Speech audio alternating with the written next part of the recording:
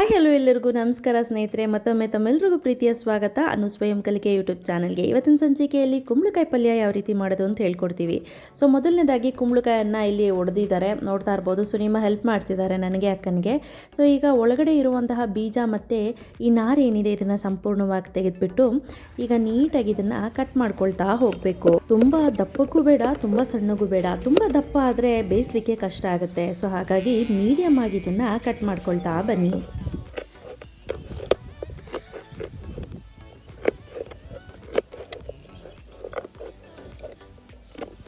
ಕುಂಬಳಕಾಯಿನ ಪಲ್ಯ ಮಾಡ್ತಾ ಇದ್ದೀವಿ.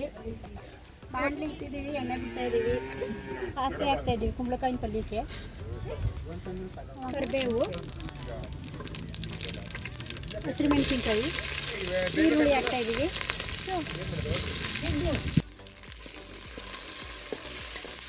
ಚೆನ್ನಾಗಿ ಉರಿಬೇಕು ಇದನ್ನ, ಈರುಳ್ಳಿನ. ಟೊಮೊಟೊ ಹಾಕ್ತಾ ಇದ್ದೀನಿ, ಕುಂಬಳಕಾಯಿ ಹಾಕಬೇಕು. ಎಲ್ಲ ಫ್ರೈ ಮಾಡಾದ್ಮೇಲೆ ಕುಂಬಳಕಾಯಿ ಹಾಕಬೇಕು. ಎಲ್ಲ ಸೇರಿಸಿದಾಗ ಮಿಕ್ಸ್ ಮಾಡಿಬಿಟ್ಟು ಬೇಯಿಸಿ ಬಿಡಬೇಕು.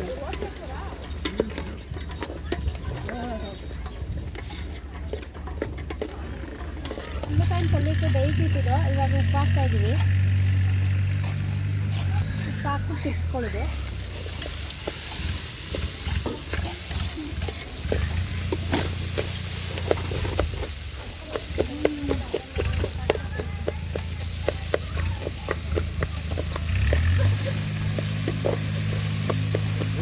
ಕಾಯಿ ಹಾಕ್ತಾ ಇದ್ದೀವಿ.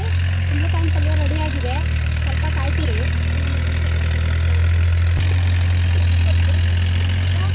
ಕುಂಬಳಕಾಯಿನ ಪಲ್ಯ ರೆಡಿಯಾಗಿದೆ, ಮುಚ್ಚಿಬಿಟ್ಟು ಇಳಿಸ್ತೀರಿ ನಾವು ಕೆಳಗಡೆ.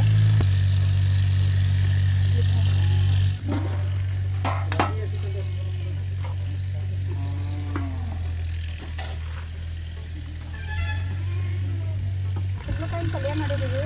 ಹಳ್ಳಿ ಟೇಸ್ಟ್ ಹೆಂಗಿದೆ ನೋಡೋ. ಸೊ ಕುಂಬಳಕಾಯಿ ಪಲ್ಯ ಸಿದ್ಧವಾಗಿದೆ, ಟೇಸ್ಟ್ ಮಾಡೋಣ. ಸೊ ಆ್ಯಕ್ಚುಲಿ ಇದಕ್ಕೆ ರೊಟ್ಟಿ ಗಿಟ್ಟಿದ್ರೆ ತುಂಬ ಚೆನ್ನಾಗಿರುತ್ತೆ.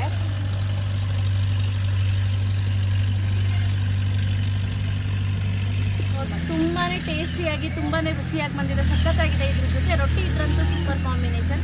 ನೀವು ಕೂಡ ನಿಮ್ಮ ಮನೆಗಳಲ್ಲೊಮ್ಮೆ ಟ್ರೈ ಮಾಡಿ, ಹೇಗೆ ಬಂತು ಅಂತ ನಿಮ್ಮ ಅನಿಸಿಕೆ ಅಭಿಪ್ರಾಯನ ನನಗೆ ತಿಳಿಸ್ಬೇಕಾಗಿ ಕೇಳ್ಕೊಳ್ತೀನಿ.